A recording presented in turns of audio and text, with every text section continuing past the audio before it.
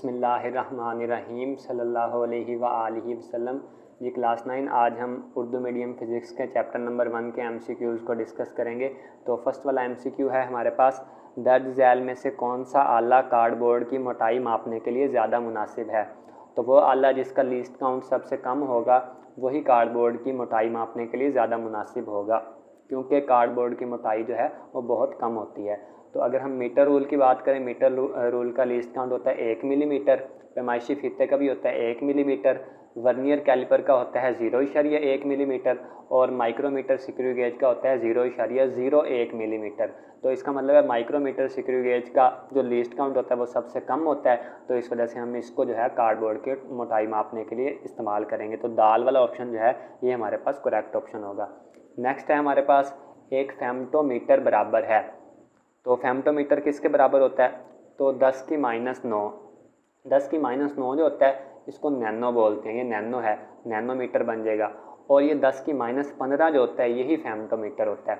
तो बे वाला ऑप्शन जो है हमारे पास करेक्ट होगा, क्योंकि 10 की जो 9 होता है ये तो गीगा के इक्वल होता है, और जो 10 की 15 होता है ये हमारे पास पेटा के इक्वल होता है। तो हमारे पास 10 की जो -15 होता है ये फेम्टो के इक्वल होता है, तो बे वाला ऑप्शन करेक्ट होगा। नूरी साल किस मिकदार का यूनिट है, तो नूरी साल जो है वो फासले का यूनिट होता है। तो हमारे पास जीम वाला ऑप्शन जो है करेक्ट ऑप्शन होगा, क्योंकि इंटेंसिटी ऑफ लाइट यानी रोशनी की शिद्दत का यूनिट तो हमारे पास कैंडेला होता है, वक्त का यूनिट सेकंड होता है, स्पीड का यूनिट मीटर फी सेकंड होता है, जबकि जो फासला होता है इसका यूनिट क्या होता है, तो इसका यूनिट हमारे पास नूरी साल होता है। तो हमारे पास फासले वाला जीम वाला ऑप्शन करेक्ट होगा। नेक्स्ट है, दर्ज झैल में से कौन सी मिकदार गैर तबई मिकदार है। तो जो रंग है ये हमारे पास गैर तबई मिकदार होती है, क्योंकि टेम्परेचर, डेंसिटी और फासला जो है ये तबई मिकदारों की मिसाल में आ जाते हैं। तो सिलेंडर के ज़रिए पैमाइश करते वक्त इस एहतियात पर अमल करना ज़रूरी है। किस एहतियात पर अमल करना ज़रूरी है, तो इसमें दाल वाला ऑप्शन हमारे पास करेक्ट होगा। आँख की पोजीशन कर्वी सतह के निचले हिस्से पर मरकूज़ होनी चाहिए। निचले हिस्से पर क्यों मरकूज़ होनी चाहिए, क्योंकि जब हम पानी या किसी दूसरे लिक्विड को उसमें डालते हैं किसी भी बर्तन के अंदर, तो उनकी जो कर्व होती है वो नीचे बन रही होती है। मरकरी की कर्व ऊपर को बनती है, लेकिन जो पानी होता है उसकी कर्व जो है वो नीचे को बनती है। अगर आप दुरुस्त रीडिंग लेना चाहते हैं तो जो नीचे को, मिसाल के तौर पे अगर ये है इस तरह से उसकी कर्व बन रही है, तो यहाँ पे आपके जो आँख जो है इस पॉइंट के जो गोलाई बन रही होती है, जो कर्वी सतह होती है, इसके बिल्कुल सामने आपकी आँख होनी चाहिए। तो अगर आप ऊपर से देखेंगे इसको या नीचे से देखेंगे रीडिंग लेंगे तो आपकी रीडिंग जो है वो करेक्ट नहीं आएगी। लेकिन अगर आप कर्वी सतह के जो गोलाई बन रही होती है इसके बिल्कुल सामने आँख को रखेंगे तो फिर आपके पास रीडिंग जो होती है वो दुरुस्त होती है। तो इस वजह से आँख की पोजीशन कर्वी सतह के निचले हिस्से पर मरकूज़ होनी चाहिए। ये वाला ऑप्शन जो है हमारे पास करेक्ट ऑप्शन होगा। 1.6 है कि आपके रोज़ाना इस्तेमाल शुदा पानी के वॉल्यूम की पैमाइश किस यूनिट में की जाती है। तो जो पानी का वॉल्यूम होता है वो लीटर में मापा जाता है, तो हमारे पास ये जो है लीटर वाला जो ऑप्शन है बे वाला ऑप्शन करेक्ट होगा।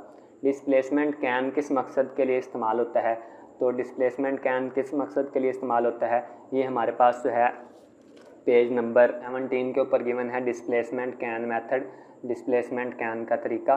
तो इसमें क्या होता है, हमारे पास अगर कोई भी ठोस है, अगर हम उसका वॉल्यूम मापना चाहते हैं तो हम क्या करते हैं, उस ठोस को धागे के साथ बांध के इसके अंदर जो है पहले इसको पानी को यहाँ तक भर लेते हैं जहाँ तक टूंटी लगी होती है, और फिर पानी जो है मज़ीद इसमें नहीं भरा जा सकता, यानी हमने ऊपर तक भर लेना है कि मज़ीद अगर थोड़ा सा भी हम पानी डालें तो वो बाहर निकलना शुरू हो जाए। तो उसके बाद जो है फिर हम क्या करते हैं, ठोस को, जिस्म को, जो भी पत्थर या जिसका भी हम वॉल्यूम मालूम करना चाहते हैं, तो वो धागे के साथ बांध के इसमें डुबोते हैं। जैसे जैसे वो इसके अंदर डूबता जाता है तो टूंटी से जो पानी होता है वो बाहर निकलता जाता है। तो हम नीचे बीकर रख देते हैं, वो सारा पानी बीकर में इकट्ठा कर लेते हैं और फिर बाद में बीकर का हम वॉल्यूम कर लेते हैं, तो हमें पता चल जाता है जो हमने ठोस इसके अंदर डुबोया है उसका वॉल्यूम कितना था, यानी पत्थर या इस तरह की जो भी हमारे पास ठोस होगा हम उसका वॉल्यूम मालूम कर सकते हैं। तो ये क्योंकि वॉल्यूम मालूम करने के लिए इस्तेमाल होता है, इस वजह से हमारे पास ठोस जिस्म के वॉल्यूम, ये वाला ऑप्शन क्या होगा, हमारे पास करेक्ट ऑप्शन होगा। नेक्स्ट है, 12.321 सेंटीमीटर और 10.3 सेंटीमीटर लंबाई की दो सलाखें साथ साथ पड़ी हैं, इनकी लंबाई में कितना फ़र्क है। तो हमने 12 में से 10 को निकाल देना, 12.321 में से हम 10.3 को माइनस कर देंगे। तो ये 1 और 2 तो वैसे ही आ जाएगा, 3 में से 3 0 आ जाएगा, उसके बाद 2 में से 0 जाएगा तो 2 आ जाएगा, 1 में से 1 जाएगा तो 0 हो जाएगा, तो 2.021 हमारे पास आ जाएगा। तो 2.021 दाल वाला ऑप्शन है, तो दाल वाला ऑप्शन हमारे पास करेक्ट होगा। नेक्स्ट है हमारे पास वर्नियर कैलिपर्स की मदद से 4 तलबा ने सिलेंडर का डायामीटर मापा, इनमें से कौन सी पैमाइश दुरुस्त है। तो जो वर्नियर कैलिपर होता है वो पॉइंट के बाद 2 डिजिट्स तक जो है वो मेजरमेंट कर सकता है सेंटीमीटर के अंदर। तो पॉइंट के बाद 2 दर्जे तक 2 डिजिट तक ये वाला नंबर है, क्योंकि पॉइंट के बाद इसके अंदर 2 नंबर आते हैं, तो हमारे पास जो है जीम वाला ऑप्शन जो होगा ये करेक्ट ऑप्शन होगा। नेक्स्ट है हमारे पास दर्ज झैल दी गई लंबाइयों में से कौन सी पैमाइश इस किताब के सफ़े की मोटाई जाहिर करती है। तो ये पीछे टेबल गिवन है, उसके अंदर उन्होंने बताया हुआ है 1/10⁻⁴ सेंटीमीटर, तो बे वाला ऑप्शन जो है हमारे पास करेक्ट होगा। एक वर्नियर कैलिपर्स वर्नियर स्केल के 10 बराबर दर्जे मेन स्केल के 9 बराबर दर्जों के बराबर हैं। अगर मेन स्केल का कम से कम दर्जा 0.5 मिलीमीटर हो तो इसका वर्नियर कांस्टेंट क्या होगा। तो जब इसको हम सॉल्व करते हैं तो हमारे पास इसका आंसर आता है 0.05 जो है मिलीमीटर। तो इसको हम सॉल्व भी करते हैं। इसकी स्टेटमेंट हमारे पास क्या है, एक वर्नियर कैलिपर्स पर वर्नियर स्केल के 10 बराबर दर्जे मेन स्केल के 9 कम से कम दर्जों के बराबर हैं। यानी वर्नियर स्केल के जो 10 दर्जे होंगे वो मेन स्केल के 9 दर्जों के बराबर होंगे। तो यहाँ पे हम लिख लेंगे 10 VSD, यानी 10 जो हैं वर्नियर स्केल के डिवीजन यानी वर्नियर स्केल के दर्जे बराबर किसके हैं, 9 मेन स्केल के दर्जों के बराबर हैं, तो 9 MSD यानी 9 जो है main scale division main scale के दर्जे। तो ये हमने लिख लिया। उसके बाद फिर आगे क्या बताता है, अगर मेन स्केल का कम से कम दर्जा 0.5 मिलीमीटर हो तो हमने यहाँ पे लिख लेना मेन स्केल डिवीजन यानी मेन स्केल का दर्जा 0.5 मिलीमीटर। तो वर्नियर कांस्टेंट क्या होगा, तो हमने बताना है वर्नियर कांस्टेंट क्या होगा। तो वर्नियर कांस्टेंट फाइंड करने का हमारे पास फार्मूला होता है 1 main scale division -1 vernier scale division, यानी मेन स्केल डिवीजन में से हम वर्नियर स्केल डिवीजन को निकाल देते हैं तो हमारे पास वर्नियर कांस्टेंट आ जाता है।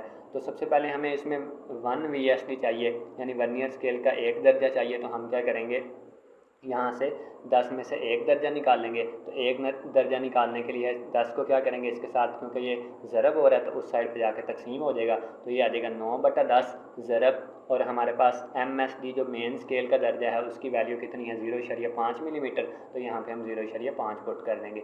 9 को हम 0.5 के साथ ज़रब देंगे और 10 पे तकसीम करेंगे तो हमारे पास 0.45 मिलीमीटर आ जाएगा। तो हमने एक जो है वर्नियर स्केल का दर्जा मालूम कर लिया जो कि हमारे पास कितना आ गया है 0.45 मिलीमीटर। अब हमने वर्नियर कांस्टेंट मालूम करना है। वर्नियर कांस्टेंट यानी 1 main scale division -1 vernier scale division.